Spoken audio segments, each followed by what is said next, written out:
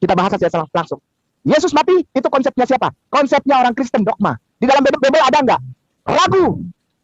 Bible mengajukan keraguan.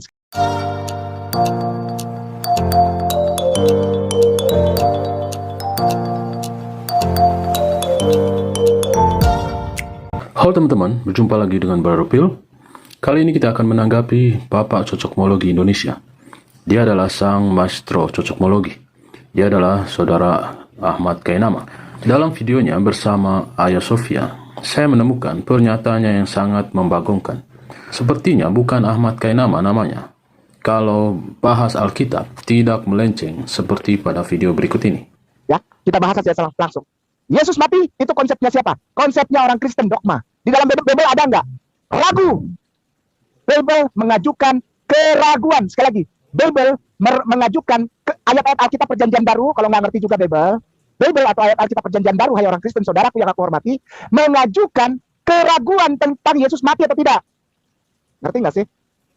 Contoh. Ustadz, kenapa Kainama berani bilang Alkitab juga masih ragu kok? Ragu serius. Kita buka ya. Kainama nggak cuma asal ucap ya, bukan asumsi ya, bukan tafsir sembarangan ya. Ustadz Dani minta tolong 1 Korintus 15 ayat 14. 1 Korintus 15 14. 1 Korintus 15 14. 1 Korintus ya, agak ke bawah sedikit ya tuh. Ya, 15 14. Ustazah, Niru jangan marah ya, aku selalu minta tolong dibacain. Ya. Oh, Ustaz. Terima kasih. 1 Korintus pasal 15 ayat 14. Tetapi andai kata Kristus tidak dibangkitkan, maka sia-sialah pemberitaan kami dan sia-sialah juga kepercayaan kamu. Terima kasih banyak. Ada kata andai kata di situ. Kalau orang pakai andai kata, dia yakin apa tidak? Ayolah, polos-polos aja lah. Ya, nggak usah dibikin ribet nggak usah dibikin ribet. Di situ ada kata, andai kata Kristus tidak dibangkitkan, artinya orang yang dibangkitkan berarti harus mati dulu kan, gitu kan? Ya kan? Berarti kitab 1 Korintus 15 14 ini menggambarkan keraguan, tidak yakin. Kalau dia yakin, dia bilang, Yesus sudah dibangkitkan. Pemberitaan kami ini sebagai orang Kristen tidak sia-sia. Kepercayaanmu sebagai orang Kristen Katolik tidak sia-sia. Tapi di depannya ada andai kata. Ini tanda orang ragu, kawan. Tetapi andai kata, bila mana, jikalau, seumpamanya. Ini ragu kata-kata ini. Ya, jelas ya. Dalam video tadi, dia mengatakan bahwa Bible mengajukan keraguan tentang kematian Yesus. Untuk menguatkan argumennya, dia mengutip 1 Korintus 15 ayat 14. Padahal, jika kita baca ayat sebelumnya, justru ayat itu membantah orang-orang yang tidak percaya kepada kebangkitan orang mati. Pada zaman Yesus, ada juga golongan yang tidak percaya kebangkitan. Mereka itu disebut golongan Saduki. Kita bisa baca di dalam Lukas 20 ayat 27. Maka datanglah kepada Yesus beberapa orang Saduki yang tidak mengakui adanya kebangkitan. Mereka bertanya kepadanya. Jadi, dari ayat ini kita bisa lihat bahwa Paulus sedang berhadapan dengan golongan Saduki, atau mereka yang sejenis dengan itu, yang tidak percaya kepada kebangkitan. Makanya, jika kita membaca ayat sebelumnya yang dikutip oleh saudara Ahmad Kainama, yaitu 1 Korintus 15 ayat 12 dan 13. Di sana dikatakan, jadi, bila mana kami beritakan bahwa Kristus dibangkitkan dari antara orang mati, bagaimana mungkin ada di antara kamu yang mengatakan bahwa tidak ada kebangkitan orang mati? Kalau tidak ada kebangkitan orang mati, maka Kristus juga tidak dibangkitkan. Jadi sangat jelas pada ayat tadi, Rasul Paulus sedang menjelaskan kepada orang yang tidak percaya kebangkitan. Tidak seperti yang dikatakan oleh saudara Ahmad Kainama, yang memutarbalikkan kebenaran, di mana dia katakan Rasul Paulus ragu dengan kebangkitan Yesus. Mengerti bahasa Indonesia saja, saudara Ahmad Kainama ini gagal, apalagi bahasa lain yang bukan bahasa ibunya. Mari kita lanjutkan ocehan Ustadz Ahmad Kainama. Oke, baik. 1 Korintus 15, tapi diganti 14-nya jadi 17. Ustadz Dani, terima kasih banyak. Ya, silakan Ustazah. Dan jika Kristus tidak dibangkitkan, maka sia-sialah kepercayaan kamu dan kamu masih hidup dalam dosamu. Nah, kan? Ragu, beneran. Ya, oke. Keraguan itu di mana-mana. Ayatnya banyak yang menggambarkan keraguan. Bener nggak sih? Ya, bener nggak sih dia disalib? Bener nggak sih yang disalib itu Jesus? Atau Simon, orang Kirene, orang Libya itu? atau Judas, ragu mereka. Jadi murid kalau ketemu guru cium jidatnya. Ini yang dilakukan Yudas kepada Yesus Kristus, yang lalu ada timbul pemikiran bahwa Yudas disalib. Yudas disalib. Tidak, Yudas tidak disalib. Yudas bukan pengganti, ada seseorang lain. Mereka tidak pernah menyalib Isa. Lalu siapa yang disalib itu? Walakin syubbiha lahum.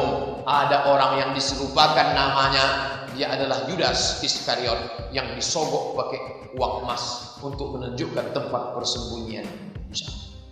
Tidak, Yudas tidak disalib. Yudas bukan pengganti, ada seseorang lain.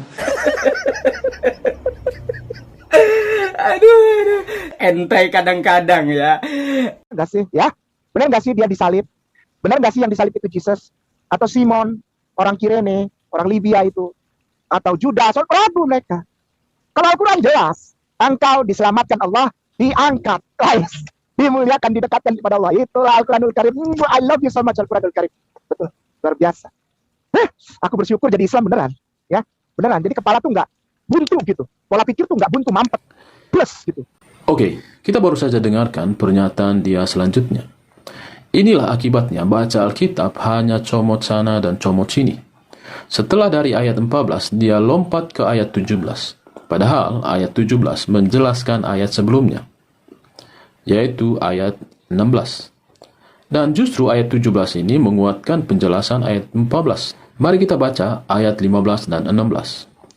1 Korintus 15 ayat 15 sampai 16. Lebih daripada itu, kami ternyata berdosa terhadap Allah. Karena tentang Dia kami katakan bahwa Ia telah membangkitkan Kristus, padahal Ia tidak membangkitkannya. Kalau andai kata benar bahwa orang mati tidak dibangkitkan. Sebab jika benar orang mati tidak dibangkitkan, maka Kristus juga tidak dibangkitkan. Ayat-ayat di atas sangat jelas. Paulus sedang menyanggah pendapat orang tentang tidak adanya kebangkitan orang mati.